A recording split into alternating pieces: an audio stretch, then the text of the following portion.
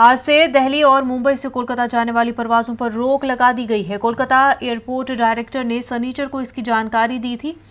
जिन शहरों से कोलकाता के लिए परवाजें रोकी गई है उनमें दिल्ली, मुंबई, पुणे, नागपुर, चेन्नई और अहमदाबाद शामिल है। परवाजों पर रोक 19 जुलाई तक जारी रहेगी। ये फैसला कोरोना वायरस के बढ़ते मामलात के पेश नजर लिया गया है। परवाजों पर रोक लगाने की दरख्वास्त मगरबी बंगाल हुकूमत ने की थी।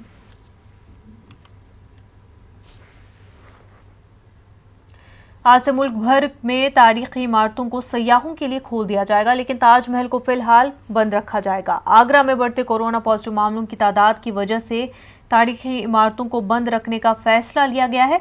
आपको बता दें कि मरकजी वजीर बराए सकाफत प्रहलाद पटेल ने 2 जुलाई को ये हिदायत जारी की थी कि तमाम तारीखी इमारत 6 जुलाई यानी आज से खोले जाएंगे। इसके बाद ASI ने कदीम इमारतों की फहरिस्त जारी की थी। उसमें ताजमहल, आगरा किला और फतेहपुर सीकरी शामिल थे।